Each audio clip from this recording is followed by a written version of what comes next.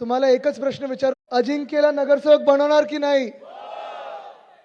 झालं, संपला प्रचार. चला, खरं खुलावत आल्यानंतर किती बोलायचं, काय बोलायचं, हा एक प्रश्न आहेच. जवळपास सगळ्या मुंबईमध्ये फिरत असताना वातावरण तिकडे सगळीकडे, परत कुठेही कुठच्याही शाखेत गेलो, शाखा भेटी होतात. उद्धव साहेब, राज साहेब, मी, अमित, आम्ही जवळपास 150 मतदारसंघ असेच जाऊन असं करावं लागतं. त्यांचा आवाज कानावर पडल्यानंतर होय अध्यक्ष बोलायला लागतं.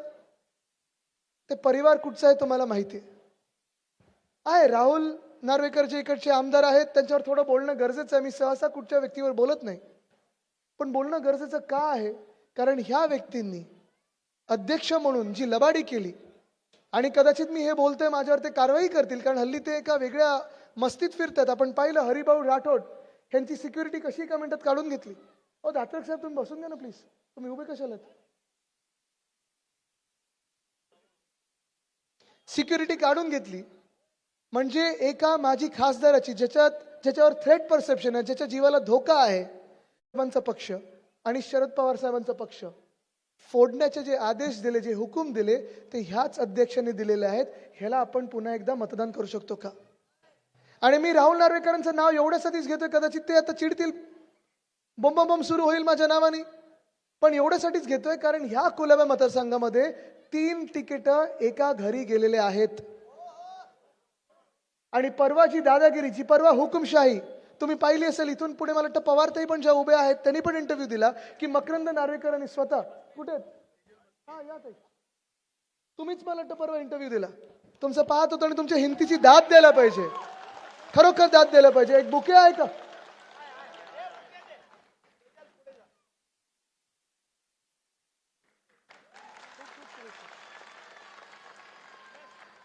तुमच्या हिमतीची दाद दिली पाहिजे, कारण संपूर्ण महाराष्ट्रामध्ये 68 लोक असे आहेत ज्यांनी माघार घेतलेली आहे.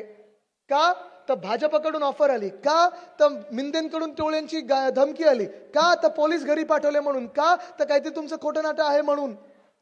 हे जे लोक आहेत, जे माघार घेणारे आहेत, धमक्यांना बळी पडणारे आहेत, पैसे जे घेऊन घरी बसतात ना, असले नालायक लोकांना आणि निर्लज्ज लोकांना आपण घरी बसवणं हे आपलं काम आहे. आता ही निवडणूक त्याची आहे.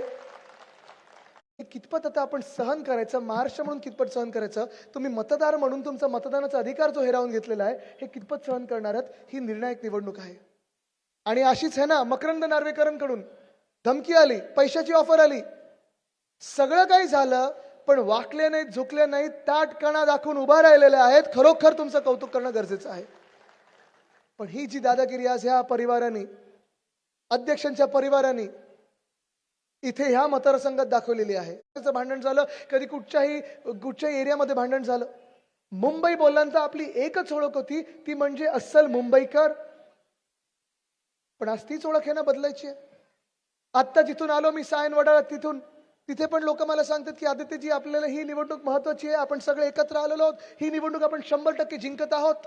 होय, जिंकत तर आहोतच. महापौर आपलाच बसणार, महापौर अस्सल मुंबईकरच होणार, महापौर मराठीच होणार. पण जे वाद ह्या मुंबईमध्ये कधीही नव्हते ते वेळ हे आपण ठरवलेलं आहे. पण हीच आता वेळ आहे आपल्याला की काळजी घेण्याची. सगळे आपण एकत्र आलो आहोत, ही ताकद दिसते. तुमचे सगळ्यांचे आशीर्वाद सोबत आहेत, पण हे आशीर्वाद सोबत असताना आपण आता गाफील राहून चालणार नाही. आपल्या सगळ्या उमेदवारांना वाटतंय की शाखा भेटी ज्या होतात ते जवळपास सभेंसारखेच होतात, आणि या सभेंमध्ये तुम्ही एक सगळं जे काही एक ताकद पाहताय. आज देखील उद्धव साहेब आणि राजसाहेबांनी नाशिक गाजवलंय, उद्या छत्रपती संभाजीनगरमध्ये, परवा मुंबईमध्ये आहे. पण हे सगळं होत असताना दुसऱ्या बाजूला भाजप आणि पैशाचं वाटप सुरू, काहीच दिसत नाहीये. आज 9 जानेवारी आहे, 15 तारखेला मतदान आहे, आणि 15 तारखेला मतदान असताना कुठेतरी भाजपकडून आलं पाहिजे ना की आज मतदान करत असताना तुम्ही हे सगळे मुद्दे लक्षात घेऊन ठेवा, आम्ही हे करणार शहरासाठी, ते करणार शहरासाठी. पण कुठेही त्यांच्याकडे विजन नाहीये ना, कुठेही त्यांच्याकडे काही वचननामा आहे ना जाहीरनामा आहे. त्यांच्याकडे फक्त 2 चेहरे आहेत, प्रधानमंत्र्यांचे आणि मुख्यमंत्र्यांचे. त्या चेहऱ्याचं या महाराष्ट्राला किंवा आपल्या मुंबईला योगदान काय, हा प्रश्न आज तुम्ही विचारला पाहिजे. आहे का योगदान? आहे का योगदान? कसं म्हणता तुम्ही नाहीये? आहे ना, किती मोठं योगदान आहे. गेल्या 3 वर्षामध्ये उद्योगधंदे आपल्या मुंबईतून पळवलेत. कुठच्याही वेगळ्या विचारधारेचे नाहीये. ही निवडणूक गटर वॉटर मीटर माझ्या शहरासाठी काय करता, माझ्या गल्लीसाठी काय करता याबद्दल आहे. ही निवडणूक आपल्या मुंबईच्या अस्तित्वाबद्दल, ही निवडणूक आपल्या मुंबईच्या अस्मितेबद्दल आहे. जसं फडणवीस साहेब येऊन सगळ्या इंटरव्ह्यूमध्ये बोलतायत, हिंदुत्वाबद्दल बोलतायत, बांगलादेशांबद्दल बोलतायत, रोहिंग्याबद्दल बोलतायत, बांगलादेश बॉर्डरबद्दल बोलतायत, उद्या व्हेनेझुएलाबद्दल बोलतील, परवा युक्रेनबद्दल बोलतील, नंतर पुतीनबद्दल बोलतील. त्यांना सांगा फडणवीस साहेब सगळं सोडा, मुद्द्याचं बोला. 3 वर्ष जी मुंबई लुटली त्या मुंबईसाठी तुम्ही काय केलं? हो, मला समजतच नाही. जी व्यक्ती भाजप काय कामाचं आहे हे आज तुम्ही आणि आम्ही त्यांना विचारलं पाहिजे. 12 वर्षाचा प्रधानमंत्री यांचे असतील, 12 वर्षाचं बहुमत त्या प्रधानमंत्र्यांचं असेल, 12 वर्ष केंद्रातले गृहमंत्री यांचे असतील, 12 वर्ष रक्षा मंत्री यांचे असतील, तर मग बांगलादेशी आले कसे आणि घुसले कसे आणि 12 वर्षांनंतर तुमचे डोळे उघडले कसे, हा प्रश्न आज त्यांना विचारणं गरजेचं आहे. बरं, रोहिंग्या आणि बांगलादेशीमध्ये यांना भाजपला फरक पण माहिती नाही. एक येतात बर्मामधून, दुसरे येतात बांगलादेशमधून, पण सगळे यांच्यासाठी एक. आणि नंतर हे सगळं करून काँग्रेस बरोबर मोकळे युती करायला, हे सगळं करून MIM बरोबर युती करायला मोकळे. पकडले गेल्यानंतर सांगतात नाही नाही आता आम्ही स्थगिती दिलेली आहे. शाहिद आफ्रिदी बरोबर तिथे केक खाऊन तिथे पार्टी करतात, पण राग आहे तो आपल्या इकडच्या देशभक्त मुसलमानांवर. म्हणजे तुम्ही एका बाजूला नुसतं हिंदू मुस्लिम करता, दुसऱ्या बाजूला जातीपातीचं तुम्ही राजकारण करता. तुम्ही धात्रक साहेब प्रत्येक ठिकाणी बघा, जी जी राज्य भाजप जिंकलेलं आहे 2012-13 पासून आतापर्यंत, प्रत्येक ठिकाणी त्यांनी एक जात बाजूला केली आहे, ती जात इतर सगळे लोक अशी निवडणूक केलेली आहे आणि तिकडची राज्य जिंकलेले आहेत. पण त्या राज्यामध्ये विकास झाले का बघा.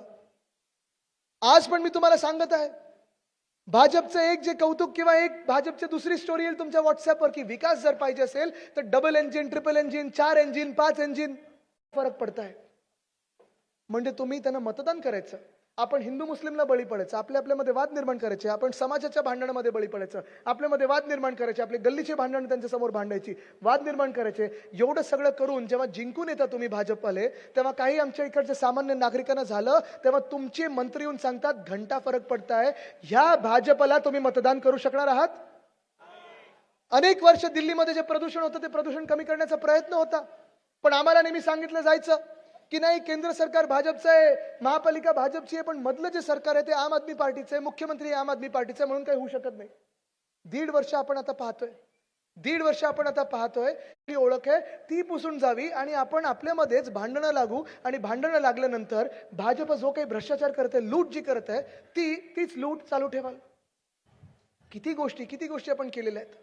मला अभिमान या गोष्टीचा आहे, जेव्हा उद्धव साहेब मुख्यमंत्री झाले तेव्हा आपण ज्या कुठच्या इमारती पागडीच्या आहेत, सेस प्रॉपर्टीज आहेत, आणि खास करून दक्षिण मुंबईमध्ये या हजारो प्रॉपर्टीज पागडीच्या आहेत आणि सेस प्रॉपर्टीच्या आहेत, त्या पागडीच्या इमारतींसाठी आपण 79A आणि 79B कलम ही तरतूद आपण करून घेतली. ह्याचा मला अभिमान आहे. वर्षानुवर्ष ज्या चाळी अशाच पडल्या होत्या, पडीक होत चाललेल्या, विकास होत नाहीये, पुनर्विकास होत नाहीये, पण परिवार वाढत चाललेला आहे.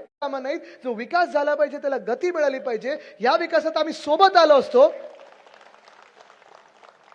पण मुख्यमंत्र्यांनी निर्णय घेतला नाही. गेले 1.5-2 वर्ष मी मागे लागलेलो आहे.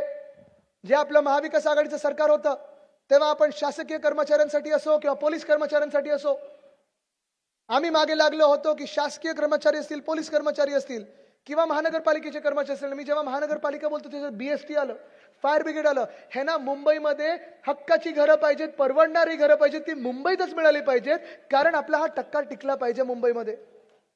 ज्या लोकांनी शासनाच्या मार्फत मुंबईची सेवा केली, 30-30, 40-40 वर्ष केले, त्या सगळ्या आपल्या एस्टेटच्या प्रॉपर्टीवर गिरणी कामगारांसाठी, पोलीस कर्मचाऱ्यांसाठी, शासकीय कर्मचाऱ्यांसाठी, महानगरपालिकेच्या सर्व कर्मचाऱ्यांसाठी आणि मराठी माणसासाठी आपण परवडणारी घरं बांधणार म्हणजे बांधणार, हा आपला शब्द आहे. पण कुलाव्यात आल्यानंतर दुसरी एक आठवण माझी नेहमीचीच राहते. एक विषय जो माझ्या हृदयाच्या जवळचा आहे, माझ्या मनात तो बसलेला विषय, तो म्हणजे BSTचा. BST आपण अनेक वर्ष जी महानगरपालिकेच्या माध्यमातून सेवा देत आलो, कर्तव्य म्हणून आपलं पब्लिक ट्रान्सपोर्ट हे प्रत्येक गल्लीत कसं जाईल. आणि आपल्या दक्षिण मुंबईमध्ये फोर्ट फेरी ही 2012 साली आपण शिवसेना म्हणून सुरू केली होती. पाहिजे नाही, BSTच्या 10,000 बसेस आणताच, पण आपलं सरकार येताच हे भाडेवाढ जी तिप्पट केलेली ना त्यांनी, ती पुन्हा रद्द करून 5 रुपयावर आपलं बेसिक भाडं आणायचं, आपल्या मुंबईसाठी आणायचं.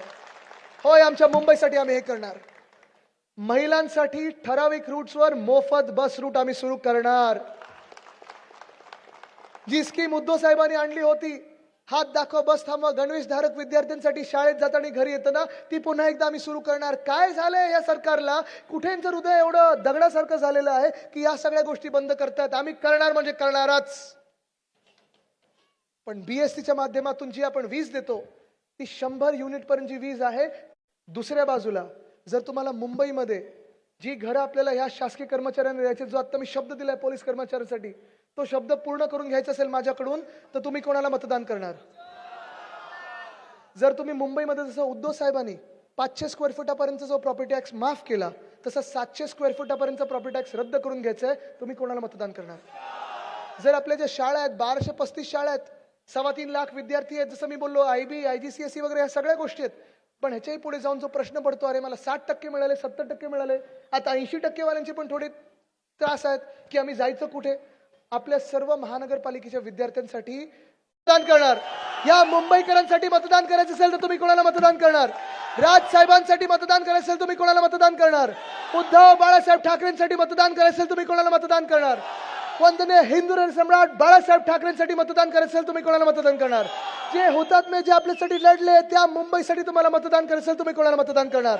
या मुंबईसाठी मतदान करायचं असेल तर तुम्ही कोणाला मतदान करणार? 15 तारखेला मतदान कोणाला करणार? 15 तारखेला कोणाला मतदान करणार?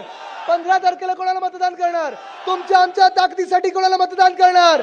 मशाल मशाल मशाल मशालीवरच मतदान करून मुंबईला विजयी करा. धन्यवाद.